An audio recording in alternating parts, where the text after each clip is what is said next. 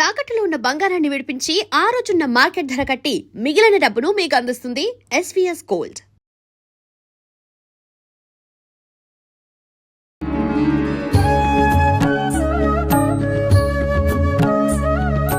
నమస్కారం గురుగారు. నమస్కారం. గురుగారు, సాధారణంగా నిత్య పూజ ప్రతి ఇంట్లోనూ ఈ మధ్య కాలంలో ఆచరిస్తున్నారు. ఎవరైనా కొంతమంది చేయకపోయినా ఇప్పుడు ఈ సోషల్ మీడియా ద్వారా పెద్దవాళ్ళందరూ చెప్పే విషయాల ద్వారా ఖచ్చితంగా ఆచరిస్తున్నారు. కానీ అంటే మా పక్క వాళ్ళు ఈ విధానం చేశారు, నేను ఈ విధానం చేస్తాను. లేకపోతే మా ఇంట్లో మా పూర్వీకులంతా ఇది చేశారు, నేను ఇది చేస్తాను. ఒక్కొక్కరు ఒక్కొక్క విధానాన్ని అయితే ఆచరిస్తున్నారు. పూజ ఎలా చేసినప్పటికీ అసలు ఫస్ట్ కూర్చునే విధానం దగ్గర నుంచి మనం ఇక్కడ కూర్చోవడం, దేనిపైన కూర్చున్నాము, ఎంత శ్రద్ధతో ఇక్కడ కూర్చున్నాము, ఇవన్నీ కూడా ముఖ్యమే. అసలు ఎటువంటి ఆసనం వేసుకొని మనం నిత్య దీపారాధనలో కూర్చోవాలి విశేషంగా? ఇది మంచి ప్రశ్నే నిజానికి. ఎందుకంటే ఆసనము అనేటువంటిది శ్రద్ధని కలిగించేటువంటి వస్తువు. ఆసనానికి ఒక మంత్రం కూడా ఉంది.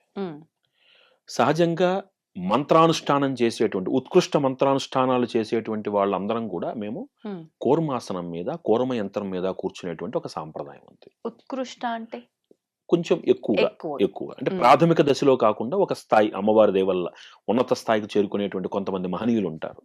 వాళ్ళందరూ కూడా ఏం చేస్తారంటే కూర్మ యంత్రం మీద కూర్చుని వాళ్ళు ఆ అనుష్ఠానాన్ని చేస్తారు. ఇక ప్రాథమికంగా నేను ఏ ఆసనం మీద కూర్చోవాలి? మామూలు నేల మీద కూర్చోకూడదు. ఇది అందరికీ తెలిసినటువంటి విషయం. ఎందుకంటే భూమికి గురుత్వాకర్షణ శక్తి ఉంటుంది. దీన్ని కొంచెం ఎలాబరేటెడ్ గానే వెళదాం, సైన్స్ తో జోడించి వెళదాం. అప్పుడు వినే వాళ్ళకి కూడా కొంచెం క్లారిటీ వస్తుంది. నేను పూజ ఎందుకు చేస్తున్నాను? ప్రస్తుతం అయితే ఏదో ఒక కామ్యం కోసం. అంటే ఒక పూజ చేయడం వలన ఒక శక్తి వస్తుంది. శక్తి సైన్స్ ప్రకారం తీసుకుంటే heat is the form of energy. అంతేనా? ఒక వేడి పుడుతుంది. అది టెంపరేచర్ తో కొలిస్తే తెలియదు మనకి, బట్ పుడుతుంది. దాన్ని మనలో నిక్షిప్తం చేసుకుని మనం దాని ద్వారా మనలో ఉండేటువంటి చైతన్యాన్ని మనం పెంచుకోవాలి. అందుకని ఉత్తి నేల మీద కూర్చోకూడదు. ఒక అడ్డుకట్ట ఉండాలి. ఎందుకని భూమికి ఆకర్షించే శక్తి ఉంటుంది. అది భూమి యొక్క గొప్పతనం. సో అందుకని ఆసనం వేసి కూర్చునేటప్పుడు ఎలాంటి ఆసనం వేసుకోవాలి? మగవాళ్ళు సహజంగా ప్రిఫరెన్స్ చేసేది ఏంటంటే దర్భాసనం. దర్భకున్న గొప్పతనం ఏమిటి అంటే అది కొన్ని రకాలైనటువంటి తరంగాలని నిరోధించగలిగినటువంటిది. ఈ మధ్యకాలంలో మీరు చూస్తూ ఉంటే టెలిఫోన్స్ వెనకాల కూడా పెట్టుకుంటున్నారు. అవునా? మ్యాగ్నెటిక్ రేస్ నియంత్రించే శక్తి దానికి ఉంటుంది. దర్భకున్న గొప్పతనం ఏమిటి అంటే అతి పవిత్రమైనటువంటి వస్తువులలో దర్భ ఒకటి. ఎందుకు అంత పవిత్రం అది అంటే బీజం లేకుండా పుడుతుంది. దానికి విత్తనాలు అవి ఉండవు. అది సహజంగా ప్రాకృతికంగా పుడుతుంది కాబట్టి అది అయోనిజ, కాబట్టి అది పవిత్రం. ఒక సీతాదేవి ఎలా మహాపవిత్రవంతురాలు ఆవిడ, అలాగే అంటే ఒక ద్రౌపది ఎంత గొప్ప శక్తివంతురాలు, అలాగా దర్భ కూడా ఎందుకు పవిత్రం అంటే అయోనిజగా పుడుతుంది. దర్భ గరిక రెండు ఒకటేనా అండి? గరిక వేరు, దర్భ వేరు, ఒక డిఫరెంట్ ఫార్మ్స్. ఈ దర్భలో మళ్ళీ 5 రకాల దర్భలు ఉంటాయి మనకి. ఒక్కొక్కటి ఒక్కొక్క కామ్యానికి వాడతాం. దర్భాసనం అనేటువంటిది సర్వశ్రేష్టం. ఎవరైనా సహజంగా ఆడవాళ్లు దర్భాసనం వాడరాదు అనేటువంటి ఒక ప్రమాణం కనపడుతోంది లోకంలో. వాడరాదు అన్న ప్రమాణం చూపించడానికి మటుకు కనబడట్లేదు. కానీ ఆడవాళ్ళు సహజంగా దర్భలు వాడరు. కానీ వాడకూడదు అన్న ప్రమాణం అయితే ఎక్కడ కనబడట్లేదు. కాబట్టి ఒకవేళ లోక సాంప్రదాయాన్ని అనుసరించి వెళితే మగవాళ్ళందరూ చక్కగా దర్భాసనం వేసుకోవచ్చు. ఇక తాటి దాంతో తయారు చేసేటువంటి ఆసనాలు కొన్ని వస్తాయి మీకు. ఊలుతో చేసినటువంటి కొన్ని ఆసనాలు వస్తాయి. ఆడవాళ్ళు చక్కగా వాటిని వేసుకుని సాధన చేయొచ్చు. వీటిల్లో కొంతమంది ఏం చేస్తున్నారంటే కూర్మం అంటే ఈ తాబేలు బొమ్మ ఉన్నటువంటిది వేసుకుని దాని మీద కూర్చుంటున్నారు. తాబేలుకు ఉన్నటువంటి గొప్పతనం ఏమిటి అంటే నిశ్చలంగా ఉంటుంది. అది ఎవరితో గొడవకు వెళ్ళదు, దానికి ఆవేశం ఉండదు, ఏముండదు, దాని మానాన్ని అది ఉంటుంది. మన సాధన ఎప్పుడూ అలాగే ఉండాలి. మనకి జగద్గురువులు పుష్పగిరి స్వామి వారు ఒకానొక సందర్భంలో వారి ప్రవచనంలో ఒక మాట అన్నారు. తినేటప్పుడు పందిలాగా తినాలి మనిషి, అంత శక్తివంతంగా తినాలి. సాధన చేసేటప్పుడు రాక్షసుడిలా సాధన చేయాలి. అంటే అంతటి సహనం కావాలి. ఇప్పుడు రాక్షసుల్లా సాధన చేయడం అంటే వాడు కోటి జపం చేస్తాడు ఒక మంత్రాన్ని. అసలు కోటి జపం చేయడానికి ముందు కూర్చునే ఓపిక ఉండాలిగా. ఆ ఓపిక ఎక్కడి నుంచి వస్తుందంటే అలాంటి ఆసనం మీద కూర్చుంటే ఓపిక వస్తుంది. పెద్దవాళ్ళు చెప్పారంటే ఊరికే చెప్పరు. అవును, అంటే అవును. మనం పదాలు తీసుకోకూడదు, తీసుకోకూడదు. అంతర్లీనంగా తీసుకోవాలి. అవును. అంత శక్తివంతుడైనప్పుడు నువ్వు, అంత హ్మ్. నీకు ఓపిక ఉన్నప్పుడు, నీలో ఆ శక్తి దాన్ని సకారాత్మక శక్తిగా మార్చుకుంటే, నువ్వు సంపాదించిన ప్రతి శక్తిని కూడా లోక కళ్యాణం కోసం వినియోగం చేస్తావు. హ్మ్. లేకపోతే ఏమవుతుంది? అవును. అది. మనిషి బలహీనుడు కాకూడదు. ఆ! ఎలాగా? నా దగ్గర శక్తి లేదు, కానీ హ్మ్. జపం చేసేస్తున్నాను అనుకున్నాం. ఆ వచ్చినటువంటి శక్తిని ఎలా తట్టుకుంటుంది నా శరీరం? హ్మ్. ఒక అన్నం తినటువంటి ఒక వ్యక్తి ఖాళీ కడుపు మీద ఉన్నాడు. ఆ! ఒక 1000 ఎంజీ యాంటీబయాటిక్ అతనికి ఇచ్చేసాం మనం. ఆహా! తట్టుకోగలడా? కాబట్టి ఆహార ప్రాధాన్యము, మంత్ర ప్రాధాన్యము సమపాళ్లలో వెళితే శక్తిని హ్మ్. దాన్ని సద్వినియోగం చేయగలుగుతాం. కాబట్టి అంత నిశ్చలంగా మీరు చెయ్యాలి అంటే అటు దర్భాసనము, ఆ! ఈ ఈ నారతో ఆ! చేసినటువంటి ఆసనాలు, ఈ ఊలుతో చేసినటువంటి ఆసనాలు ఇవన్నీ కూడా మనకి ఉపయుక్తమయ్యేటువంటివి. హ్మ్. వాటి మీద ఈ తాబేలు బొమ్మ లాంటిది వేసుకొని కూర్చుని సంతృప్తి చెందుతున్న వాళ్ళు కూడా ఉన్నారు. ఉన్నారు. మహనీయులైనటువంటి వాళ్ళు యంత్రాల మీద కూర్చుని సాధన చేస్తారు. దాని శక్తి వేరుగా ఉంటుంది. హ్మ్. అయితే ఆసనం యొక్క ఈ ప్రాధాన్యత అనేది ఇంత బావుంది. కానీ కొంతమంది ఈ మధ్య ప్లాస్టిక్ వైర్‌తో అల్లిన చిన్న చిన్న మ్యాట్స్ ఉపయోగిస్తున్నారు. అస్సలు అంటే కూడదండి వీటి వల్ల అవన్నీ. ఫలితం లేకపోగా దోషం ఏమైనా దోషం ఉంటుందా? ఉంటుంది. ఎందుకంటే ఎప్పుడైతే మీరు ఒక కూడని పదార్థాన్ని వాడుతున్నారో అది కూడనటువంటి ఫలితాన్నే ఇస్తుంది. అది అంటే హ్మ్. అక్కడ మనకు ఆధ్యాత్మికత ఉన్న గొప్పతనం ఏమిటంటేనండి, చెడు ఫలితాన్ని ఇవ్వదు. కానీ హ్మ్. కావాల్సిన ఫలితం రాకపోతే చేసి ప్రయోజనం ఏంటి? హ్మ్. అవును. అర్థమైందా మీకు? అవును. కావాల్సిన ఫలితం రావాలంటే రావాలి. కావాల్సిన విధంగా చేద్దాం. అంతే. ఇప్పుడు దేవుణ్ణి కొలుస్తున్నారు. ఒక మంచి చక్కటి కామ్యంతో కొలుస్తున్నారు. అవును. స్వామి నాకు ధనం కావాలి, ఆరోగ్యం కావాలి అని. అందుకు తగ్గట్టుగా చేద్దాం. హ్మ్. ఇవన్నీ ఫ్యాషన్ అయిపోయినాయి మనకి. అవును. కానీ అవును. ఏంటంటే పృథ్వీ తత్వాన్ని, మనలో ఉండేటువంటి ఆ అనుష్ఠాన తత్వాన్ని అనుసంధానం చేసే ఆసనం ఏం చేస్తుందంటే, మీ శక్తిని అది సరైన మార్గంలో నడిపిస్తుంది. ఓహ్! కొన్ని కొన్ని కూడని పదార్థాలు కూడవు. హ్మ్. అంతే. ఇప్పుడు చాలా వరకు ఈ సిల్వర్ కోటెడ్‌తో వచ్చిన పీటలు, హ్మ్. చెక్క పీటలు ఇవి హ్మ్. వాడుతూ ఉంటారు. చెక్క అవి పీటలు వాడొచ్చు. హ్మ్. సిల్వర్ కోటెడ్ అంటాం గానీ, సిల్వర్ కోటెడ్ కాదది. హ్మ్. హ్మ్. అది ఒక లోహం అది. లోహం. పనికిరాదు. చెక్క ఓహ్! వాడండి మంచిది. హ్మ్. దోషం లేదు దానికి. హ్మ్. దర్భ వాడండి దోషం లేదు. ఊలు వాడండి దోషం లేదు. ఆ! ఈ ప్లాస్టిక్కు ఇలాంటి అదే చెప్తున్నాను. అవును. భగవంతుడి దగ్గర కావలసినటువంటిది ఆర్భాటము కాదు. హ్మ్. అవును. శ్రద్ధ. ఆ శ్రద్ధని మనం కనుక ఆచరణ యోగ్యనీయమైనటువంటి శ్రద్ధగా మార్చామనుకోండి, అనుకున్న ఫలితం తక్షణమే వస్తుంది. ఆ! మనం ఏమంటామంటే నేను పూజ చేసినా నాకేం రాలేదండి అంటాం. ఎందుకని అవును. మనం చేయాల్సిన విధంగా చేయట్లేదు. చెయ్యట్లేదు. మరి ఇదే పూజ చేసి ఇంకొకళ్ళు ఫలితం పొందుతున్నారు కదా! అవును. మరి వాళ్ళెందుకు పొందుతున్నారు? అంటే ఇక్కడ మేము చాలా లాజిక్‌గా మాట్లాడతాం గదా! ఆ! వాళ్ళ కర్మలో అది ఉంది. తలరాతలో అయ్యింది. ఆ! నాకు లేదేమో అవ్వట్లేదు. కరెక్ట్. కర్మ. అక్కడికే వద్దాం ఆ ప్రశ్నకి. హ్మ్. ఇది డీవియేషన్ అయినా గానీ చాలా హ్మ్. మంచి ప్రశ్న. హీరో అనేటువంటి ఒక పామిస్ట్ తెలిసే ఉంటుంది. ప్రపంచ ప్రఖ్యాతమైనటువంటి వాడు. అతను ఒక ప్రశ్న వేశారు. ఒక హ్మ్. రైల్లో అతను ప్రయాణం చేస్తున్నప్పుడు వెదర్ ఆస్ట్రాలజీ ఆర్ సైకాలజీ అంటప్పుడు వెంటనే హీరో అన్నాడు. ఇట్స్ సైకాలజీ అంటాడు అతను. ఆ! మానవుడు తలుచుకుంటే సాధించగలడు. మీకు 'బాలభారతం' అనే సినిమాలో ఒక మాట ఉంటుంది. హ్మ్. మానవుడే మహనీయుడు అనేటువంటి పాట. అవును. అవును. మార్కండేయుడిని హ్మ్. మీరు ఒక మహామునిగా చూడ్డానికన్నా ముందు ఆ! అతని తల్లిదండ్రులు అతనికి జన్మనిచ్చినప్పుడు అతని ఆయువెంత? హ్మ్. 16 16 సంవత్సరాలు. అంతేనా? మరి ఈ రోజున మీరు సప్త చిరంజీవులలో ఒకటిగా ఆయన కొలుస్తున్నాం గదా మనం. అది ఎలా సాధించారు? మాయతో సాధించారా? లేదు. లేదే. తన తపశ్శక్తితో సాధించారు. అవును. Take the positive from it. If hmm. You will you can. మనలో విల్ పవర్ ఉంటే మనం ఏదైనా సాధించొచ్చు. సాధించొచ్చు. ప్రకృతికి ఎదురుకు వెళ్ళలేకపోవచ్చు. హ్మ్. రేపటికి రేపు నేను ప్రియమ్మని అవ్వలేకపోవచ్చు. ఆ! కానీ నా ప్రయత్నం ఉంటే కనీసం నేను ఆ మార్గంలో ఎంతో కొంత దూరం నేను సాధించగలుగుతాను. హ్మ్. కాబట్టి కర్మ అనేటువంటిది ఎంత ముఖ్యమో, ఆ! నా యొక్క కర్మ కూడా అంతే ముఖ్యం. చేస్తున్న పని. అదే కర్మ. అదే కర్మ. అందుకనే భగవంతుడి కింద గీతాచార్యుడు ఏమన్నాడు? ఆ! శ్రేష్ఠుడైనటువంటి వాడు కర్మ ప్రారంభించి ఆపేయడు. ఆ! చేస్తాడు. చేస్తాడు. పట్టుదలతో చేస్తాడు. ఆ ఫలితం గురించి ఆలోచించడు. హ్మ్. అది గొప్పతనం. అంతే. కాబట్టి నా కర్మ ఇంతేలే అనుకునేవాడు అలాగే ఉంటాడు. అవును. నా కర్మ ఇలా ఉంది కదా! ఇప్పుడు జ్యోతిష్యంలో ఒక చిన్న ఇదుంది. హ్మ్. మీకు డబ్బులు ఖర్చవుతాయి అని ఉంటుంది. ఆ! ఇప్పుడు డబ్బులు ఖర్చవుతాయి. ఎందుకు ఖర్చవుతాయో మనకు తెలీదు. తెలీదు. ఆ ధనం వ్యయాన్ని నేను పుణ్య వ్యయంగా మార్చుకునే అవకాశం నాకుందిగా. ఉంది.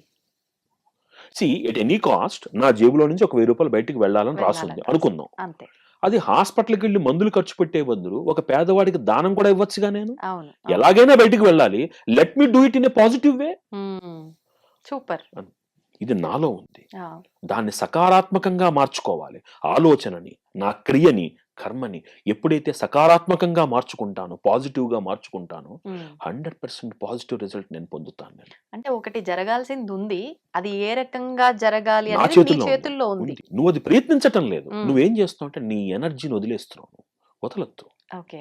Have confidence on you, but not over confidence. ఇదే ఎక్కువైపోయింది ప్రతి ఒక్కరు. నమ్మకానికి అహంభావానికి చాలా సన్నటి తేడా ఉంటుంది. ఆ నమ్మకాన్ని నేను చేస్తున్నాను అనే స్థాయి నుంచి నా చేత చేయించబడుతోందనే సరెండరెన్స్కి మనిషి వెళ్ళాడు అనుకోండి, 2 చోట్ల పని అవుతోంది. కానీ ఆలోచనలో తేడా వచ్చినప్పుడు క్రియలో వినయం పెరుగుతుంది. క్రియలో వినయం పెరిగినప్పుడు ఆ అనుభూతిని, ఆ అనుభవాన్ని ఆనందంగా ఆస్వాదించగలుగుతారు. అందులోనూ మీరు అన్నట్లుగా నేను చేస్తున్నా అన్నప్పుడు పని చాలా కష్టంగా అనిపిస్తుంది. అంతా స్వామి చేయిస్తున్నాడు అన్నప్పుడు సులభంగా అయిపోతుంది. చిన్న ఎగ్జాంపుల్, ఇంకా దానికి కూడా ఇంకా చాలా సులువైన ఎగ్జాంపుల్. మీరు పసిపాపగా ఉన్నారు, ఒక 1 year 2 years బేబీగా ఉన్నారు. మీరు తల్లిదండ్రులతో బయటికి వెళ్ళారు. ఓకే, మీరు భయంగా వెళ్ళారా, నమ్మకంగా వెళ్ళారా? ఎందుకు వెళ్ళారు నమ్మకంగా? మరి మీకు నడవడం కూడా చేత కాదు కదా, ఎలా వెళ్ళారు? నాకు ధైర్యం. ఏంటి ధైర్యం? నా తల్లి తండ్రి ఉన్నారు అని. అంటే అక్కడ 2 నమ్మకాలు ఉన్నాయి. నేను ఒకళ్ళతో ఉన్నాను, నేనున్న ఎవరితో ఉన్నానో వాళ్ళు సమర్థులు అనే నమ్మకం. అంతే, అయిపోయింది. ఎప్పుడైతే మీరు సొంతంగా బయటికి వెళ్తారో భయం. ఓ వెనకాల నుంచి లారీ వస్తుందా, ముందు నుంచి స్కూటర్ వస్తుందా, భయం. నేను చేస్తుంటే భయం, నా చేత చేయిస్తుంటే ధైర్యం. కాబట్టి let me surrender my self. నా చేత చేయించబడుతోంది అనుకున్నప్పుడు మనిషి చాలా నిర్మలంగా ఉంటాడు, పనిలో శ్రద్ధగా ఉంటుంది, ఫలితం కూడా ఆహ్లాదంగా ఉంటుంది. ఆధ్యాత్మికత అంటే, ఆధ్యాత్మికత మనిషికి నేర్పించవలసిన మొట్టమొదటి లక్షణము సహనం. నేను అనుకున్న పని కాలేదు కాబట్టి ఇది నా కర్మ అనుకోవడం కాదు. ఇది నాకు రాలేదంటే ఇంకా నేను ప్రయత్నం గట్టిగా చెయ్యాలి, లేదా దీనికన్నా మంచిదేదో నాకుంది, దాని గురించి నేను ప్రయత్నం చెయ్యాలి. కానీ ఎక్కడ కర్మ ఆపకూడదు. ఇది ఆధ్యాత్మికత. మళ్ళీ మనం పూజ దగ్గరకు వద్దాం. ఇప్పుడు ఈ ఆసనం వరకు బాగుంది. పూజ చేస్తున్నప్పుడు ఎవరు చేస్తే ఏముంది, ఇంట్లో ఖచ్చితంగా మనం దీపారాధన చేయాలి. ఆ భక్తి, ఆధ్యాత్మికత అనేది మన ఇంట్లో ఉండాలి అనే భావన ముఖ్యమైనది. ఇంటి యజమానే చేయాలి. హస్బెండ్ చేస్తేనే, అంటే మగవారు చేస్తేనే ఎక్కువగా ఫలితం ఉంటుంది. ఆడవారు, స్త్రీలు చేస్తే కనుక ఆ ఫలితం వారొక్కరికే వర్తిస్తుంది. ఒకవేళ యజమాని చేస్తే భార్య పిల్లలకి వర్తిస్తుంది అది, కానీ వీళ్ళు చేస్తే వీళ్ళకే వర్తిస్తుంది. ఇలాంటి భేదాలన్నీ వింటున్నాం ఈ మధ్య కాలంలో. ఇది ఎంతవరకు నిజమంటారు? దీపం దేంతో పెడతారు మీరు? వత్తి. ఆ ఒత్తి దేంతో తయారు చేస్తారు? దూది, కాటన్, పత్తి. పత్తి అనేటువంటి వస్తువుకి కారకుడు ఎవరు? శనేశ్వరుడు. శనేశ్వరుడి అనుగ్రహం ఉందనుకోండి, మనకి అద్భుతమైనటువంటి కొన్ని సత్ఫలితాలు ఉంటాయి. నువ్వుల నూనెతోనో ఆవు నెయ్యితోనో పెడతారు. ఎందుకు ప్రాథమికంగా ఉదయం పూట పురుషుడే చెయ్యాలి అంటే, ఒక పురుషుడు ఇంట్లో కనుక సక్సెస్ అయ్యాడు అనుకోండి, కుటుంబం అంతా ఆనందంగా ఉంటుంది. అవును, అంతేనా? అవునండి. ఒక ఆఫీస్ పని మీదో, వ్యాపారం పని మీదో బయటికి వెళ్తూ ఉంటాడు. అక్కడ ఏ అడ్డంకులు రాకుండా తను చేస్తున్నటువంటి ఆ ప్రతిఫలం అతనికి లభించింది అనుకోండి, ఆ వ్యాపార వృద్ధి జరిగిందనుకోండి, అతడు క్షేమంగా ఇంటికి వచ్చాడు అనుకోండి, వీటన్నింటికీ కారకుడు ఎవరంటే శనేశ్వరుడు. మహనీయమైనటువంటి గ్రహం అది. మనం చూసి ఆయన భయపడతాం కాదు, మహాయోగ్యుడైన ఆయన అనుగ్రహం లేకుండా చాలా పనులు కావు. అందుకని ప్రాథమికంగా ఉదయం పూట పూజ గాని, దీపము గాని ఇంటి యజమానుని ఎందుకు చేయమంటారంటే, అతను చేపట్టే ప్రతి పనిలో విజయం సాధిస్తే కుటుంబం అంతా ఆనందంగా వృద్ధి చెందుతుంది. ఇది ఉదయం పూట. సాయంకాలం పూట దీపం సుమంగళి స్త్రీ పెట్టాలి. ఎందుకని? సాయంకాలం పూట ఆ చంద్రుడు ఎక్కువగా ఉంటుంది ఆ సమయంలో. మనకి ఆ సమయంలో చంద్రగ్రహానుకూలతతోటి ఇంట్లో అందరూ మనశ్శాంతిగా, ఆహ్లాదంగా ఉండేందుకు తన సౌభాగ్యం నిలబడేటందుకు స్త్రీ సాయంకాలం పూట దీపం పెట్టాలి. ఆహా! ఇలా విభజించటంలో ఆంతర్యము, హ్మ్. దాని వెనకాల ఉన్నటువంటి కారణం అది. ఆహాహా! అత్యవసరమై బయటికి వెళుతూ నేను ఈ రోజు నేను చేయలేను, నువ్వు దీపం పెట్టు, తప్పేం కాదు. అవును. కానీ వాళ్ళు చేయడంలో ఆంతర్యం ఏమిటంటే, వాళ్ళు బాగుంటే ఇల్లంతా బాగుంటుంది. హ్మ్. వాళ్ళ ఆలోచనలు, వాళ్ళ నడవడిక, వాళ్ళ యొక్క క్షేమము హ్మ్. ఇంటి అంతటికి ఆరోగ్యాన్ని, ఆనందాన్ని ఇస్తుంది. ఆ! అందుకనే మగవాడు గుడికి వెళ్తే ఇంట్లో ఉన్న వాళ్ళు లైన్‌గా అందరి పేర్లు చెప్పే ఎక్కర్లేదు. సహకుటుంబానాం అయిపోయింది. అంతే అంతే. సరిపోతుంది. అంతే. కానీ లిస్ట్ చెప్పేస్తా మొత్తం ఉంటాము. అక్కడికెళ్ళి ఇంక లిస్ట్ మొత్తం ఊడో అన్నది చెప్పేస్తాం మనం. అది అవసరంలా. ఆ! చక్కగా ఫలానా గోత్రం, ఫలానా పేరు, నామధేయస్య సహకుటుంబానాం. భార్య పేరు కూడా చెప్పక్కర్లేదు. హుహు. అలా అని భార్య గుడికి వెళ్ళిందనుకోండి, తన భర్త పేరు చెప్పుకునేందుకు అవకాశం లేదక్కడ. హ్మ్. చెప్పుకున్నా అది వాళ్ళిద్దరికి మాత్రమే పరిమితం అయిపోతుంది. ఆహా! అందుకని క్షేత్ర దర్శనం చేసేటప్పుడు స్త్రీ ఒక్కటూ చెయ్యరాదు అని మనకి ప్రమాణం ఉంది. ఆహాహా! క్షేత్ర దర్శనం ఎప్పుడూ భర్తతో కూడి తను చెయ్యాలి. హ్మ్. భర్త ఒక్కడూ చేసినప్పుడు అంటే ఇప్పుడంటే మనం ఏదో అది ఒక టూర్ కింద వెళ్తున్నాం. ఒకప్పుడు ఈ ఆధ్యాత్మిక క్షేత్రాల యొక్క దర్శనం ఎందుకు చేసేవాళ్ళు అంటే అనుష్ఠాన బలాన్ని, దైవ బలాన్ని పెంచుకుందుకి. ఎప్పుడైతే తను సశక్తివంతుడవుతాడో కుటుంబాన్ని ఇంకొంచెం బాగా చూసుకోగలుగుతాడు. హ్మ్. అలా ఒకప్పుడు చేసేవారు. కానీ స్త్రీ ఒక్కటి అలా వెళ్ళడానికి అనుమతి లేదు. ఇప్పుడు హ్మ్. అది ఇప్పుడు నేను ఆ విషయాలన్నీ చెప్పాననుకోండి, మళ్ళీ అదో ఇగో ఆడవాళ్ళని తక్కువ చేస్తాను అనుకుంటారు. కాదు. దాని వెనకాల ఒక కారణం ఉంది. ఏంటండి? అదేమిటి అంటే సహజంగా స్త్రీకి ఒక అద్భుతమైనటువంటి బాధ్యత ఉంది హ్మ్. మన సమాజంలో. ఒక సమాజము యొక్క దిశానిర్దేశము చెయ్యగలిగినటువంటి సమర్థురాలు ఎవరంటే స్త్రీ మాత్రమే. ఆ! అదేంటండి అంటే పురుషుడి దగ్గర లేనటువంటి సహనము స్త్రీ దగ్గర ఉంటుంది. అందుకనే పిల్లలు తండ్రితో మాట్లాడడం కంటే తల్లితో మాట్లాడడానికి ఎక్కువ ప్రిఫరెన్స్ ఇస్తారు. అవును. ఈ నేపథ్యంలో ఒక కుటుంబాన్ని సంయమనంతోటి నడిపిస్తూ కుటుంబంలో పిల్లల యొక్క పురోగతి, సన్మార్గంలో వెళ్ళేందుకు కావలసినటువంటి శక్తిని హ్మ్. ఇవ్వగలిగినటువంటిది స్త్రీ. తన కుటుంబ బాధ్యతలను విడిచిపెట్టి తాను కనుక తీర్థయాత్రలకు దైవబలం కోసం తిరిగితే, ఆ హ్మ్. ఇల్లు ఏమైపోతుంది? ఇబ్బంది పడతారు ఇంట్లో వాళ్ళు. 100% ఇబ్బంది. ఆ ఒక్క ఇల్లే ఇబ్బంది పడదు. హ్మ్. హ్మ్. సంస్కారం అనేటువంటి బీజము పిల్లలకి వెళ్ళకపోతే సమాజం ఇబ్బంది పడుతుంది. వాస్తవం. అందుకని స్త్రీ చాలామంది ఏమంటారంటే, మమ్మల్ని హౌస్ వైఫ్ అంటారు. హోమ్ మేకర్ అనేటువంటి కొత్త పదం తీసుకొచ్చారు. అసలు హౌస్ వైఫ్ అనేది ఎంత విలువైన పదం అసలు అది. ఒకప్పుడు మన పెద్దవాళ్ళు ఏం చెప్పారు? ఇంటిని చూసి ఇల్లాలని చూడమని చెప్పారు. ఒక సంస్కారానికి బీజం ఒక స్త్రీ. హ్మ్. అంటే జన్మనివ్వడము అంటే ఒక పురిటి నొప్పులతోటి పునర్జన్మను పొందుతుందామె. అవును. పునర్జన్మని పొందిన తర్వాత మరి ఆ బిడ్డ ఎదుగుదలలో తన పాత్ర హ్మ్. ఆలోచించండి. అవును. 2 మరి ఈనాటి జనరేషన్‌లో ఆడవాళ్ళు ఆరోగ్యాన్ని ఎందుకు కోల్పోతున్నారు? హ్మ్. వాళ్ళ ఆరోగ్య ప్రాధాన్యమై మనం పెట్టినటువంటి కొన్ని నియమాల్ని అవి అణగదొక్కడం అని భావించటం వలన జరుగుతున్న కొంత ప్రమాదం. అంటే ఒకటి ఇక్కడ హ్మ్. ఇంకోటి కూడా మనం అర్థం చేసుకోవాల్సిందేంటంటే, జరిగినటువంటి కొన్ని కొన్ని సంఘటనల వల్ల ఈ అపోహలు బయటపడ్డాయి. ఆ! మరి మగోమాంచాలు యుద్ధ రంగంలోకి వెళ్ళలేదా? రాణి ఝాన్సీ లక్ష్మీబాయి వెళ్ళలేదా యుద్ధంలోకి? ఎన్ని వేల మంది స్త్రీ మహిళామణులు వెళ్లి యుద్ధం చేయలేదు? అవును. అలా కాదు. ఆ!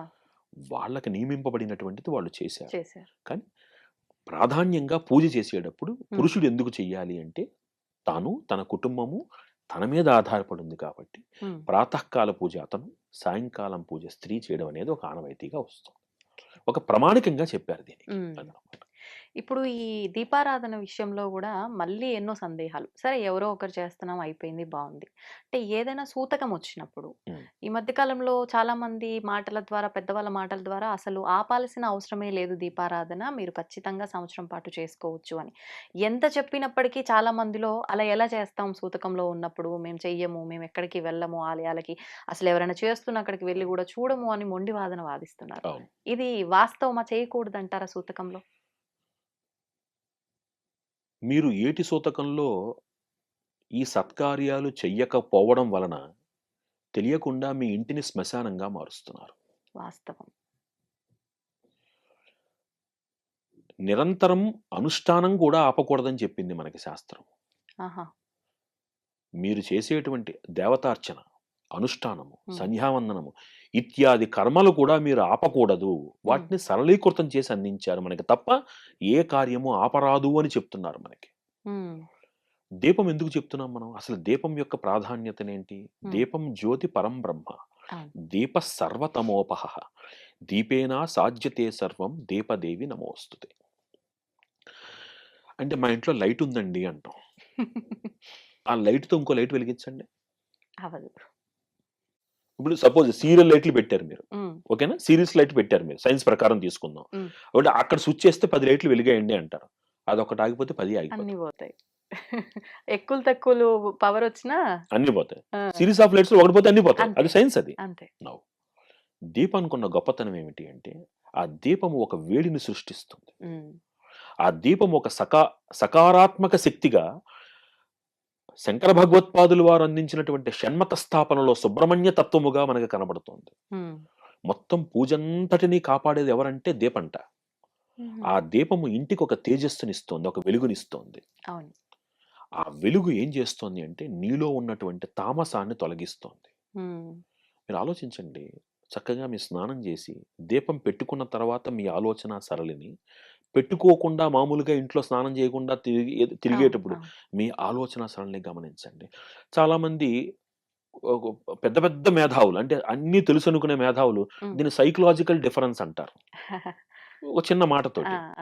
కానీ సైకలాజికల్ డిఫరెన్స్కి శరీరంలో జరిగే మార్పుకి సంబంధం లేదు. సైకలాజికల్ డిఫరెన్స్ అనేది ఆలోచనకి సంబంధించింది. అయ్యో ఈ రోజు నేను పూజ చేయలేదు, నేను అయిపోతుందో అని భయం, అది సైకలాజికల్ ఫియర్. కానీ అక్కడ అది జరిగిన తర్వాత నాలో కలిగేటువంటి ఒక మార్పు, ఒక ఆనందం, ఇవన్నీ అన్ని సైకలాజికల్లీ రిలేటెడ్ కాదు, వాటిల్లో జరుగుతున్నటువంటి ప్రాకృతికమైన మార్పులు అవి. చాలా మంది అనుభవించుంటారు. 100%. మీరు ఆలోచించండి, చిన్న ఎగ్జాంపుల్ చెప్తాను. మీరు ఉదయం ఇప్పుడంతా మార్నింగ్ వాక్ ఫ్యాషన్ కదా, కుక్కను పట్టుకుని రోడ్డు మీదకి వెళ్ళేవాడిని, ఉదయం స్నానం చేసి గుడికి వెళ్ళి చక్కగా 11, 16 ప్రదక్షిణలు చేసుకుని గుడి ఆలయం దర్శనం చేసుకున్న వాడిని పక్క పక్కన కూర్చోబెట్టి మాట్లాడండి, మీకు తెలిసిపోతుంది వాళ్ళ ఆలోచనలు. ఇక్కడ ఏటి సూతకంలో 12 రోజులు మాత్రమే మైలు. 12 రోజులు అయిపోయిన తర్వాత ఆ తర్వాత నుంచి ఇంట్లో దీపము పెట్టి తీరాలి. ఎందుకంటే ఆ ఇంట్లో నువ్వు ఉంటున్నావు, నీ పిల్లలు ఉంటున్నారు. మీరు అక్కడ ఆ కార్యాలను చేయకపోవడం మూలంగా ఆ ప్రాంతాన్ని మీరు శ్మశానంగా మార్చేస్తున్నారు. కూడదు. ఇంట్లో దీపం జరగాలి. మీరు యజమానిగా కూర్చుని కొన్ని సత్కార్యాలు చెయ్యకూడదు, కానీ ఇంట్లో జరిగే నిత్య పూజ చేసుకోవాలిగా. నువ్వు కొన్ని దేవుని పెట్టుకున్నప్పుడు అమ్మవారికి నివేదన పెట్టాలిగా, తప్పే ఉంది. అంతే. కొన్ని కూడనివి అంటే ఎలాంటివండి? క్షేత్రాలకు వెళ్ళి ఇందాక నేను చెప్పినట్టుగా మీరు యజమానిగా కూర్చుని వ్రతాలు అవి చేసుకోవడం, అవి కూడవు. మీరు ఆలయానికి వెళ్ళినా నిర్భ్యంతరంగా వెళ్ళండి, తీర్థం తీసుకోండి, శతగోపం పెట్టించుకోకూడదు. ఇది శాస్త్రం. కొబ్బరికాయ కొట్టడం లాంటివి అన్నీ చెయ్యొచ్చు. కొబ్బరికాయ ఎవరు కొట్టకూడదు? కడుపుతో ఉన్నటువంటి స్త్రీ 6వ నెల దాటిన తర్వాత కొట్టకూడదు. ఎందుకని? లోపల ఉన్న గర్భము క్షేమంగా ఉండాలి కాబట్టి. తర్వాత ఇంకొకళ్ళకి ఆ స్త్రీ ఇంకొకళ్ళకి ఫలం అందివ్వకూడదు. ఎందుకని? తను కోరుకున్న ఫలం తనకు దక్కాలి కనుక. ఇవన్నీ వాటి వెనకాల ఒక సైకలాజికల్ ఒక ఎనాలిసిస్ ఉంది. కాబట్టి ఏటి సూతకంలో మీరు ఎన్ని సత్కార్యాలు చేస్తారో వాటన్నిటి ఫలితము మీ పితృదేవతలకు వెళుతుంది. అద్భుతం. మరి ఇంకా మా అమ్మగారు ఆవిడ కాలం చేశారు. ఇప్పుడు ఈ సంవత్సరం నేను చేసే సత్కార్యాల ఫలితం అంతా మా అమ్మగారికి ఊర్ధ్వలోకాలు అందిస్తుందంటే ఇంకా ఆనందంగా చెయ్యాలి. మనకి శాస్త్రం స్పష్టంగా చెప్తోంది, ఆ సంవత్సరం మీరు ఏం సత్కార్యాలు చేస్తారో అవన్నీ మీ పెద్దవాళ్ళకి వెళతాయి. ఇంకా ఆనందంగా చేయండి. అంతే. మనం వాళ్ళు బతుకున్నప్పుడు తెలుసో తెలియకో పొరపాట్లు చేసి ఉంటాం, వాళ్ళని అరవడమో కించపరచడం చేసి ఉంటాం. కనీసం ఇప్పుడు అవకాశం వచ్చింది, ఇంకా ఎక్కువ చేయండి. అంతే తప్ప అవి ఆపేయడం మూలంగా మీ గ్రహ వాతావరణాన్ని మీరు నెగటివ్ ఎనర్జీతో నింపేస్తున్నారు. అలా పొరపాట్లు చేయొద్దు. ఇప్పుడు విశేషంగా పండుగలు పర్వదినాలు వచ్చినప్పుడు మేము అంటే సూతకంలో ఉన్నాం కాబట్టి మేము బాధలో ఉన్నాము అని తెలియజేయడం కోసమా మరి ఎందుకో ఇలాంటివి అయితే మేము జరుపుకోకూడదు అన్న ఆలోచన ధోరణిలో చాలా మంది ఉన్నారు. నిజంగా పండుగలు వాళ్ళు జరుపుకోకూడదా? గరుడ పురాణం చదివితే ఒక వ్యక్తి దాటిపోయిన తర్వాత అతన్ని ఆ ఉగ్రరథం మీద తీసుకువెళుతున్నప్పుడు మీరు ఏడవకూడదు అని శాస్త్రం ఉంది. ఏడవకూడదు మీరు. చెప్తోంది గరుడ పురాణం చెప్తోంది. అక్కడే ఏడవకూడదు అనుకున్నప్పుడు వాళ్ళని వెళ్ళే వాళ్ళు ఆనందంగా వెళ్ళాలి అని మనకి చెప్తున్నప్పుడు మీరు ఆర్భాటంగా చేసుకోకండి. కనీసం చక్కగా అందరూ ఉల్లాసంగా ఉండండి, తప్పే ఉంది. అయ్యో, ఎట్లా సాధ్యపడుతుందండి? ఇందాక నేను చెప్పినట్టు మీరు పండగ చేసుకోవడం లేదు అనుకుందాం. మీ పిల్లలు దీపావళి వచ్చింది, ఒక సంక్రాంతి వచ్చింది, మీ ఇంట్లో పిల్లలు ఏవో చేసుకోవాలనుకుంటున్నారు, మనం చేసుకోకూడదు అని ఆపేస్తున్నాం. మనం ఒకళ్ళ పేరు మీద ఇంకొకళ్ళని బాధ పెడుతున్నారా లేదా మీరు? అప్పుడు వాళ్ళకి ఏం వెళ్తుంది? వాళ్ళు బాధపడతారు. వాళ్ళ పిల్లలు సంతోషంగా ఉండాలనే కదా వాళ్ళు మీ అనుకుంటారు. పూర్వీకులు ఒక్కసారి పితృదేవతా స్వరూపంలోకి మారిన తర్వాత స్వార్థరహితంగా వాళ్ళు ఎప్పుడూ అందరి మంచే కోరుకుంటారు. మన ధర్మం ఏమిటి? మనం ఏంటంటే విపరీతాలకు వెళ్ళకూడదు. మీ పరిధిలో ఓకే, ఇంట్లో ఎటు సొత్తగా ఉన్నప్పుడు నేను ఇందాక చెప్పినట్టుగా మీరు ఇంట్లో మీరు సంకల్పం చెప్పుకుని మీరు వ్రతాలు అవి చేసుకోకండి. కానీ ఇంట్లో పిల్లలకి పిండి వంటలు పెట్టి పెట్టండి, తప్పే ఉంది. అవి ఆ పిల్లలు సంతోషిస్తారు, పిల్లలు చక్కగా తింటారు, ఆనందంగా తింటారు. వాళ్ళకి లేదుగా ఏడు సొత్తకం మీ ఇద్దరికేగా, భార్యాభర్తలకి. మరి వాళ్ళని ఎందుకు మనం పస్తు పెట్టాలి? కూడదు. ఒకళ్ళు బాధపడటము అనేటువంటిది ఆ ఆచారంలో లేదు. అలా అని మనం వెర్రి వేషాలకి వెళ్ళకూడదు, విపరీత వేషాలకి వెళ్ళకూడదు. ఇది చాలా స్పష్టం. ఇప్పుడు ఈ సూతకంలో ఉన్నప్పుడు అంటే మన బంధువులది, మన వాళ్ళది అయిన వాళ్ళ ఎవరి అయినా శుభకార్యాలు అయినప్పుడు వీళ్ళు చాలా కార్యక్రమాల్లో వీళ్ళన్నా దూరంగా ఉంటారు. లేదు వీళ్ళు సూతకంలో ఉన్నారు, ఇంకా ఏడాది అవ్వలేదు కాబట్టి వాళ్ళని కాస్త దూరంగా పెట్టాలనే ధోరణి కూడా కొన్ని సందర్భాల్లో చూస్తాం. ఇది చాలా ఎంతవరకు? పొరపాటండి. ఇది ఏమవుతుందంటే భక్తి అనేటువంటిది మూఢత్వంలోకి వెళ్ళకూడదు. ఇదంతా మూఢత్వంలోకి వెళుతోంది, సూపర్స్టిషియస్ అప్రోచ్. నిజంగా అండి. ఎలా ఉంటుందంటే పలానా వాళ్ళు వెళ్ళారనుకోండి, వాళ్ళకి ఎవరికైనా దెబ్బ తగిలింది అనుకో, వాడు వచ్చాడు కాబట్టి దెబ్బ తగిలింది. కొంత ఈ భయాలు అనేటువంటివి కూడా సమాజాన్ని ఆక్రమించుకున్న మాట వాస్తవం. మనకి ఎక్కడా అలాంటిది లేదు. చక్కగా వెళ్ళండి, అందరితో ఆహ్లాదంగా ఉండండి, నవ్వుతూ ఉండండి, వాళ్ళని ఆశీర్వదించిరండి. కనీసం మీరు అక్కడికి వెళ్ళి అంటే వాళ్ళని పిలిస్తే, ఏటు సూతకంలో ఉన్న వాళ్ళని పిలిస్తే మనకేం జరుగుతుందో అనే భయం ఒకళ్ళది, అక్కడికి వెళ్ళి ఏదైనా జరిగితే మళ్ళీ మనం మాట పడాలి అనేటువంటి బాధ ఒకళ్ళది. ఇది మూఢత్వంలోకి వెళ్ళిపోతుంది. దెర్ ఈజ్ నో బార్, ఎక్కడ ఎవరిని రెస్ట్రిక్ట్ చెయ్యబడలేదు. ఆ 12 రోజులు మైలు ఏదైతే ఉందో ఆ మైలలో ఎవరిని కలవకూడదు, ఎవరిని కలుపుకోకూడదు. ఎందుకంటే ఆ సమయంలో ఆ జీవి యొక్క ప్రయాణాన్ని మనకి గరుడ పురాణం స్పష్టంగా చెప్పింది. అదైన తర్వాత ప్రతి మాసము మనం పెట్టేటువంటి మాసికాలలో ఏ విధంగా రూపాంతరం చెంది ఆ జీవి వృద్ధి చెందుతూ ఊర్ధ్వలోకాలకు వెళుతుందో చెప్పబడుతోంది. కాబట్టి ఆ సమయంలో తీసుకునేటువంటి జాగ్రత్తలు తీసుకుంటూ అందరితో కలిసి ఆనందంగా ఉండవచ్చు. ఇప్పుడు ఒక అకేషన్ ఉంది, ఆ అకేషన్ అది ఆ ఇంట్లో అది ఆఖరి అకేషన్, ఆ తర్వాత ఆ ఇంట్లో సత్కార్యం జరగడానికి అవకాశం లేదు. ఈ ఏడు సూతకం పేరు మీద వాళ్ళని దూరం పెట్టడం ఎంతవరకు సబబు? అలా అని వీళ్ళు అక్కడ భాగస్వామ్యం చేయక్కర్లేదు, వెళ్ళి చూసి రావచ్చు. కానీ వాళ్ళు పిలవడానికి కూడా భయపడుతున్నారు. వాళ్ళు ఎప్పుడైతే భయపడుతున్నారో వీళ్ళు భయపడుతున్నారు. ఇది ఒక మూఢత్వంలోకి వెళ్ళిపోతుంది. మన మైల 12 రోజులు మాత్రమే. ఇప్పుడు ఇల్లే దేవాలయం అంటారు. అటువంటి దేవాలయాన్ని మనం చాలా పవిత్రంగా చూసుకోవాల్సిందే. అయితే మనం నిజంగా భగవంతుడు దేవాలయం ఏదైతే మనం నిర్మించుకున్న ఆలయాలు ఉన్నాయో చెప్పులు వేసుకొని అయితే వెళ్ళం. వీలైతే ఇంటి దగ్గరే చెప్పులు వదిలి వెళ్ళే వాళ్ళు కొంతమంది ఉంటారు. కొంతమంది వెళ్ళిన తర్వాత బయట వదిలి కాళ్ళు కడుక్కొని వెళ్ళే వాళ్ళు ఉంటారు. మరి ఇంత పవిత్రంగా దేవాలయానికి వెళ్ళాలన్నప్పుడు, మన ఇల్లు దేవాలయం అని భావించినప్పుడు ఇంట్లో పాదరక్షలు వేసుకోవడం ఎంతవరకు సబబు? ఇందాక నేను చెప్పాను, అవసరం లేని దాన్ని ఆధ్యాత్మికత ఎప్పుడూ అందించదు అని. ఇప్పుడు ఈ ఆర్థోపెడిషియన్స్ అందరూ ఇస్తున్నటువంటి సలహాలలో ఈ చెప్పులు ఒకటి. ఎందుకు ఇస్తున్నారు? మీరు తిరుగుతున్నటువంటి నేల లాంటిది. ఒకప్పుడు మన నేలలో ఇవన్నీ సమస్యలు లేవు మనకి. మనకి శాస్త్రం ఇంకో మాట చెప్తుంది ఏంటంటే ఆతురేణ నియమాహ నాస్తి. ఒక పేషెంట్ ఉన్నారనుకోండి, నన్ను మడిగట్టుకునే భోజనం చేయాలంటే ఎలా కుదురుతుంది? ఒక బాలింత ఉందనుకోండి, ఆ బాలింతకు మీరు మడి వగేరా ఎక్కడ పెడతారు? అవునా? చిన్నపిల్లడు పాలు తాగాలి అంటే మరి ఆ అమ్మాయి నేను మడిగట్టుకున్నాను పట్టనంటే ఎలా కుదురుతుంది? వాళ్ళకి అవన్నీ వర్తించవు. కాలంతో పాటుగా మారుతున్నటువంటి వాటిల్లో ఇది ఒకటి. అయితే దురదృష్టవశాత్తు ఈ చెప్పుల వాడకం ఎక్కడ దాకా వెళ్ళిపోయిందంటే పూజ గది దాకా వెళ్ళిపోతుంది, అవును. అవును. వంటగది దాకా వెళ్ళిపోయింది ఆల్రెడీ. వెళ్ళిపోయింది. నా ప్రార్థన ఏమిటంటే మీ మాధ్యమం ద్వారా ఆరోగ్యం కోసం మీరు చెప్పులు వేసుకుంటే అవి హాలు బెడ్రూమ్ వరకు పరిమితం చేసుకోండి. శ్రద్ధగా అమ్మవారికి అన్నం వండి నివేదన పెట్టేటువంటి వంటశాలకి పూజశాలకి తీసుకెళ్ళకండి. ఇంకా తప్పదు, ఎందుకంటే మీరు వాడుతున్న ఫ్లోరింగ్స్ అటువంటివి, మోకాళ్ళ నొప్పులు సహజంగా వస్తాయి. ఇప్పుడున్నటువంటి ఆడవాళ్ళకి ఒక వయసు దాటిన తర్వాత అనారోగ్యం కామన్ అయిపోతుంది. అవును. ఆ అవును. నేపథ్యంలో కొన్ని జాగ్రత్తలు మీరు తీసుకోవాలి, తప్పదు. అలాంటప్పుడు ఆ పరిమితిలో తీసుకోండి. హ్మ్. వంటింటికి పూజ గదికి చెప్పులను దూరంగా పెట్టండి అంతే. దయచేసి. ఇది ఒక్కటే మటుకు మనం దాన్ని మార్చాలి. సబబా అంటే కాదనే చెప్పాలి. చెప్పాలి. ఆరోగ్యం అది ముఖ్యమే. ముఖ్యమే. రెండు బేరీజ్ వేసుకుంటూ వెళ్ళాలంటే వంటగదికి పూజ గదికి దూరం చేయండి, హ్మ్. మిగతా చోట్ల తిరగండి, తప్పదు. అంతే.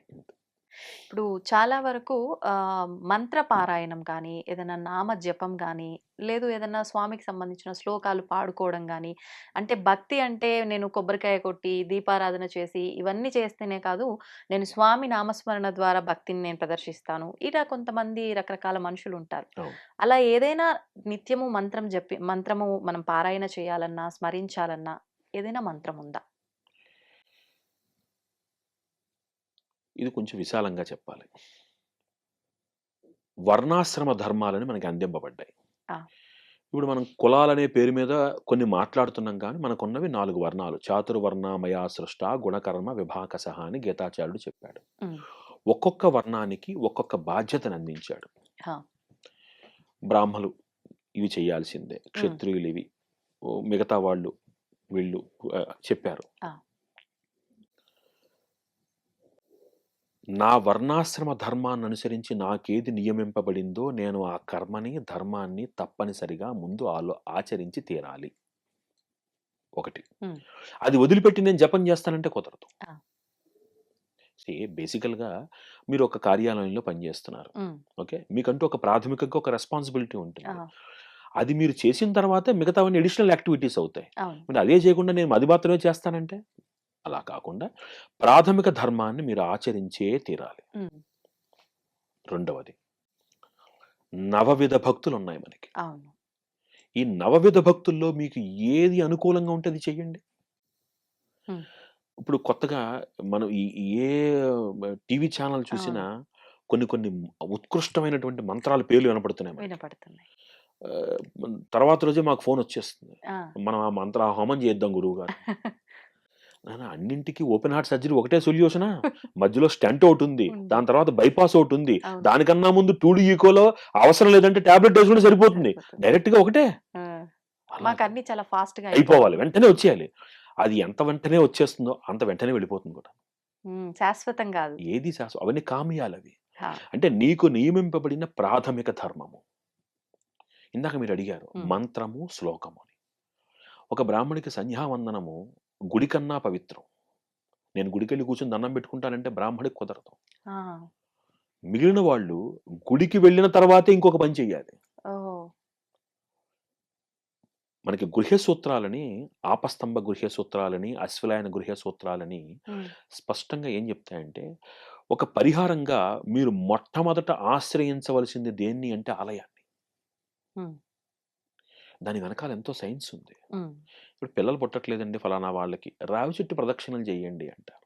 ఆ రావి చెట్టులో ఉన్నటువంటి ఆ ఎనర్జీ ఎంత గొప్పది. అవును. ఎందుకు రావి చెట్టు నీడలోనే నాగపడుగుల్ని పెడతారు? హ్మ్. ఇవన్నీ సైన్స్. సైన్స్. ఆలయానికి వెళ్లి మీరు పొద్దుటే దర్శనం చేసుకుని ప్రదక్షిణలు చేయడం వల్ల కలిగేటువంటి గొప్పతనం ఏమిటి అంటే అక్కడున్న సకారాత్మక శక్తి మిమ్మల్ని ఆవహిస్తుంది. It's a vibration that enters into your body hmm. And that is unlimited. అవును. అంతే కదా! అది ఎనర్జీ ఎక్కడి నుంచి వస్తుంది? ప్రకృతి నుంచి వస్తుంది. ప్రకృతి నుంచి. ఇట్ ఈస్ నాట్ దట్ అది ప్రసాదం గిన్నె నిండా ఉంది, గిన్నెలో ప్రసాదం అయిపోతే అయిపోయినట్టు కాదది. అవును. Enormous energy. అది ప్రాతఃకాలంలో గొప్పతనం ఏమిటి? హ్మ్. ప్రాతకాలంలో వచ్చేటువంటి కిరణాలలో ఉన్న గొప్పతనం వలన హ్మ్. ఆలయ ప్రాంగణం మరింత శోభాయమానంగా ఉంటుంది. ఆ! కాబట్టి మిగిలిన వాళ్ళు ముందు గుడికి వెళ్ళే ఇంకో పని చెయ్యాలి. హ్మ్. బ్రాహ్మడు ముందు సంధ్యావందనం చేసిన తర్వాత ఇంకో పని చేయాలి. హుహుహు. అలా ఒక్కొక్కళ్ళు ఒక్కొక్క మంత్రాన్ని అంటే ఒక్కొక్క విధమైనటువంటి భక్తిని ప్రదర్శించవచ్చు. హ్మ్. ఇకపోతే నాకు ఆనందాన్ని కలిగించడానికి నవవిధ భక్తులున్నాయి. నేను సంగీతం వింటాను, అవును. శ్లోకాలు వింటాను, చూస్తాను. హ్మ్. ఏదైనా అన్నీ కూడా ఈక్వల్ ఫలితాన్నే ఇస్తాయి. ఉమ్, ఇది కాక నేను జపంలో తరించాలి అనుకుంటే సార్వజనీక మంత్రాలు కొన్ని ఉంటాయి. అందరూ చేసుకోదగినటువంటివి. ఒక దత్తాత్రేయ నామమను, ఉమ్, ఒక వెంకటేశ్వర స్వామి వారి నామమను, ఇలాంటి నామాలు సార్వజనీకం అంటే అందరూ చేసుకోదగినటువంటివి ఉంటాయి. ఉమ్, అవి ఈ వేదికల ద్వారా మనం చెప్పలేకపోయినా ఉమ్, సార్వజనిక మంత్రాలను పెద్దవాళ్ళని ఆశ్రయిస్తే ఎటువంటి నియమాలు అక్కర్లేకుండా ఎక్కడికి వెళ్ళినా సరే చేసుకునేటట్టుగా ఆహా. బీజాక్షరాలు లేకుండా దైవ నామంతో కలిపి అది మనకు అందిస్తారు వాళ్ళు. ఓహో. అంటే అలాంటి ఇది గురువు నామాన్ని ద్వారానే తీసుకోవాలి. ఏ మంత్రమైనా గురువు ద్వారానే తీసుకోవాలి. ఒకవేళ నామ జపం చేయాలంటే అది కూడా గురువు చేత మనం ఒకసారి నువ్వు చెయ్యినైనా అని అనిపించుకోవాలి. ఆహా, గురువాక్యానికి ఉన్న గొప్పతనం అది. అప్పుడు అంటే నా ఇష్ట దైవానికి సంబంధించిన నామం చేస్తా అని గురువు దగ్గర అడగాల, గురువు ఇచ్చిన నామం తీసుకోవాలా? మీకు ఏది మంచిదో ఆయన ఇస్తారు. ఆహా. ఇప్పుడు నాకు ఒక కోరిక ఉంది, నేను ఉమ్, ఫలానా అమ్మవారంటే నాకు ఇష్టం, నాన్న నీకు ఇది బాగుంటుంది ఇది చెయ్యి అంటారు. ఉమ్, వారి మాట అనిపించుకుంటే అది ఏమవుతుందంటే అనుష్ఠాన బలము కలిగినటువంటి వ్యక్తి యొక్క మాట మంత్రం అవుతుంది. ఉమ్, ఒక మాట వారితో అనిపించుకుని మనం చేసామనుకోండి అవును. అద్భుతమైన ఫలితాలు ఉంటాయి. అవును. ఇప్పుడు మీ ఇంట్లో మీ అబ్బాయో పాపో చిన్న పిల్లాడు ఉమ్, ఓ రోజు ఆవకాయ అన్నం పెట్టారు, ఆ, బాగుంది, నాకు రెండో రోజు కూడా ఆవకాయ కావాలన్నాడు, పెట్టారు, మూడో రోజు పెడతారా? పెట్టం. ఎందుకని? వేడి చేస్తుంది. మీరు పిల్లాడంటే శత్రుత్వం కదా, అందుకే పెట్టరేమో కదా. లేదు, వాడి మంచి కోసమే. ఉమ్, అంటే నాకు నచ్చింది ఇవ్వనంత మాత్రాన అది నాకు వ్యతిరేకం కాదు. ఉమ్, నాకు ఏది మంచో తెలిసి ఆయన ఇస్తారు. అంతే. అది నమ్మి ఆశ్రయిస్తే నాకు ఎప్పుడు మంచి ఫలితమే వస్తుంది. సూపర్. సింపుల్. ఉమ్, మన లైఫ్ స్టైల్ని మనం అంత పాజిటివ్గా ఆలోచిస్తే అసలు చుట్టుపక్కల నెగిటివ్ ఎక్కడుంది చూడడానికి? అవును. దృష్టిలోనే ఉంది. కానీ అంత మంచి దృష్టితో చూడలేకపోతున్నాము. ఉమ్. మేమేదైతే దృష్టితో చూస్తున్నామో ఎవరికి వాళ్ళం అదే మంచి దృష్టి అని భావన చేస్తున్నాము. అవును, దీని నుంచి ఎలా బయటకొస్తాం? బయటపడం. ఇప్పుడు అసలు ఈ పరిస్థితి ఎందుకు వస్తుంది అంటే వివేకానందుడు ఒక మాట అంటాడు, చాలా అద్భుతమైన మాట. Um, the reason for sorrow is exaggeration at others అని అంటాడు ఆయన. అసలు బాధకి కారణం ఏమిటి అంటే నేను ఎదురుగుండా ఉన్న వ్యక్తిని చూసి నన్ను నేను పోల్చుకోవడంలో కలుగుతోంది, లేదా ఆశ్చర్యపడటం వల్ల కలుగుతోంది. హా, వాడి ఇంట్లో 55 ఇంచెస్ టీవీ ఉంది, నా ఇంట్లో 32 ఇంచెస్ ఉంది. 6 నెలల్లో నా ఇంట్లో 55 ఇంచెస్ టీవీ ఉండాలి. అంతే. 99.9% కోరికలు నాకు అవసరమై పుట్టట్లా, ఉమ్, ఎదురుగుండా వాళ్ళని చూసి పుడుతున్నాయి. నిజం. కాబట్టి ఇది మార్పు రావాలి అంటే నా అవసరాన్ని గుర్తించాలి, ఉమ్, నా అవసరానికి తగ్గట్టుగా సహనంగా నేను మెలగడాన్ని నేర్చుకోవాలి. హా, అనవసరమైనటువంటి వాటికి వెళ్ళి నష్టపోతున్న వాళ్ళు కొన్ని కోట్ల మంది ఉన్నారు మనకి. అవునండి. అత్యాస, overnight, um, everything fast money, easy money, మనకి ఇవన్నీ వద్దు. ఉమ్, ఏది నీకు రావాలో నియంత్రింపబడిందో నీ ప్రయత్నం వలన కొంత వస్తుంది, అవును. నీ ప్రయత్నంలో నిజాయితీ వలన దైవబలం వలన కొంత వస్తుంది. ఉమ్, అంబానీ దగ్గర ఉన్న 1,00,000 కోట్లు అందరి దగ్గర ఉండాలని నియమం లేదు. ఆ, అలా అని 1,00,000 కోట్లు ఉన్న అంబానీ ఆనందంగా ఉన్నాడన్న నియమము లేదు. నీకు కావలసింది ఆనందమా ధనమా? ఆ, ఈ ఒక చిన్న ప్రశ్న నీకు నువ్వు వేసుకుంటే, ఉమ్. నీకు ఆనందం కావాలి అంటే నీ చుట్టుపక్కల బోడంత ఆనందం ఉంది చూస్తే. ఏమంటారండి నిజమైన ఆనందం ఏంటి అసలు మీరు చెప్తున్నది? రాత్రి ఆనందంగా పడుకోండి, అదే ఆనందం. మేము అనుకుంటున్నాము చేతి నిండా డబ్బుండి నేను షాపింగ్కి వెళ్ళాలి, నాకు నచ్చింది కొనాలి, దానికి తగ్గట్టుగా డబ్బు ఉందా లేదా, అది ఆనందం. లేదు నేను ఇప్పుడు ఏదైనా తినాలనుకుంటున్నా, నా చేతిలో దానికి తగ్గట్టుగా ధనం ఉందా లేదా, అది ఆనందం. ఆనందం ఇంతే, ఇందులోనే మేము ఆనందం వెతుక్కుంటున్నాము, ఇదే ఆనందం అనుకుంటున్నాం. నిశితంగా పరిశీలిస్తే అది ఆనందమా ఆకర్షణ, ఈ చిన్న తేడా. ఉమ్, ఉమ్, ఆ వస్తువు మీరు చాలా ఇష్టపడి కొనుక్కున్నారు, దాని మీద ఇష్టం ఎన్నాళ్ళు ఉంటుంది? ఇంకో వస్తువు మీద ఇష్టం కలగనంత వరకు. అది మీ మనస్సుకు ఆ రియలైజేషన్ వచ్చింది అనుకోండి, ఉమ్, ఓహో ఆనందము వస్తు ప్రాధాన్యత కాదు, హా, మనస్సు ప్రాధాన్యత ఉమ్. అనేది అర్థమైంది అనుకోండి, మనిషి పరిగెట్టడం. మరి మీరు అన్నట్టుగా వస్తు ప్రాధాన్యత కాదు, మనిషి ప్రాధాన్యత. నా మనసు చెప్తోంది పలానా వారిని నీకు నచ్చారు, ఇప్పుడు జరుగుతుంది ఇదే. మళ్ళీ ఆ మనసు చెప్పిందని ఆయన్ని ఇష్టపడ్డాము, లేకపోతే ఆ వ్యక్తిని ప్రేమించాము, ఏదో ఒకటి వాళ్ళతో సహవాసం చేశాము, ఏదో ఒక రకంగా. మరి అది మనసు చెప్పిందని శాశ్వతంగా ఉంటుందా? లేదు కదా, ఇంకొకరి పైకి మళ్ళుతోంది. ఆ. మనస్సు ప్రాధాన్యత అనేటువంటిది ఆనందము అనుకున్నప్పుడు, నా మనస్సు యొక్క ప్రాధాన్యత, నా మనస్సు యొక్క ఆనందము ఎవరికి తెలుస్తుంది? ఇప్పుడు పంచదార నేను రుచి చూశాను. అబ్బా! చాలా తియ్యగా ఉందండి అని అన్నాను నేను. మీరు వెంటనే తియ్యగా చూపించండి అంటే నేను చూపించగలనా? నేను రుచి భావన. టేస్ట్ ఆ! అది భావన. ఆ! అది ఆకర్షణ లేకపోతే ఆనందమా అనేటువంటి ఆ సహనం, ఇందాక నేను చెప్పాను అవును. సహనము. అవును. ఆ సహనం ఉన్నంత వరకు, సహనము మనలో కలగనంత వరకు హ్మ్. ప్రతి ఆకర్షణ ఆనందంగానే మారిపోతుంది. హ్మ్. సహనం ఉన్న వ్యక్తి, హా! ఒక అద్భుతమైనటువంటి మాట మా అమ్మగారు నాతో చెప్పేవారు. హ్మ్. ఈ ఫలానా వస్తువు లేదా ఒక ఫలానా వ్యక్తి మీద నీ ఇష్టము నిజంగానే కనుక గొప్పదైంటే, హ్మ్. 6 నెలలు ఆ వ్యక్తిని కలుసుకోకపోయినా, 7వ నెలలో అంతే ఇష్టంగా ఉంటే అది నిజమైనటువంటి ఆనందం. అది ఇష్టమైనది. నాలో భయం. ఆ వ్యక్తిని నేను చూడకపోతే, రేపొద్దున నన్ను మర్చిపోతే, నిజమైన ఇష్టం మర్చిపోతుందా? మర్చిపోదు. అద్భుతమైన మాట. అంటే తాత్కాలికంగా నేను ప్రతినిత్యము చూస్తూ ఉండకపోతే మర్చిపోతాను అనుకునేటువంటి బంధము, అది బంధం ఎందుకయింది? అవుతుంది. అవసరం. నేను ఎక్కడ ఉన్నా నా గురించి ఆలోచించేటువంటి ఒక వ్యక్తి, నా యోగక్షేమాల గురించి భావిస్తున్నటువంటి ఒక వ్యక్తి, నేను ఎక్కడున్నా నా గురించి ఆలోచిస్తారు. హ్మ్. అది నిజమైన బంధం. హా! నా ఎదురుగుండా ఉన్నంత సేపు గుర్తుంటాడు. పక్కకెళ్ళిపోతే మర్చిపోతా. అది బంధం ఎందుకయింది? అవుతుంది. సో, ఆకర్షణకి, ఆనందానికి ఆ ఆ భేదం మనకి అర్థం కావాలి అంటే, హ్మ్. ముందు నాలో సహనం కావాలి. అవును. అది అర్థమయ్యేంత సహనం కావాలి. హ్మ్. మీరన్నట్టుగా నేను ఈ వ్యక్తి, ఆ వ్యక్తితో సహవాసం ఎందుకు చేస్తున్నారంటే, ఇప్పుడు సహవాసం చెయ్యకపోతే చేజారిపోతాడేమోనన్న భయం. నిజం. ఇంకొకళ్ళకి వెళ్ళిపోతారేమో అన్న భయం. అవును. ఈ భయంలో ఆకర్షణని ఆనందం అనుకుంటున్నాం. హ్మ్. ఇది ఆకర్షణ అని తెలిసే సమయానికి దూరం వెళ్ళిపోతోంది. అవును. వదులుకోలేని నిస్సహాయత, బాధ. హ్మ్. ఆకర్షణ ఎప్పుడూ చివరికి బాధనే మిగులుస్తుంది. అద్భుతం అండి. నిజంగా చాలా మంచి విషయాలు, చాలా చక్కటి వివరణ ఇచ్చారు. మరిన్ని టాపిక్స్ మరొక మంచి ఎపిసోడ్‌లో మాట్లాడుకుందాం. ధన్యవాదాలండి. శ్రీరామరక్ష. And for more videos, Please subscribe to iDream. Please subscribe to iDream. Please subscribe iDream. And please subscribe to iDream. For more videos, subscribe to iDream. please like, share, and subscribe to the channel. Congratulations, iDream. subscribe to iDream. Subscribe to iDream. So subscribe to iDream Media. iDream ki iDream team అందరికి huge congratulations. Please subscribe iDream Media. Please subscribe to iDream. Subscribe iDream. Please subscribe to iDream. iDream అంటే నా కళల channel subscribe చేసుకున్న నోరు తిరుగుతలేదు, మీరైతే గంట గుర్తు కొట్టండి. For more such videos, please subscribe to iDream.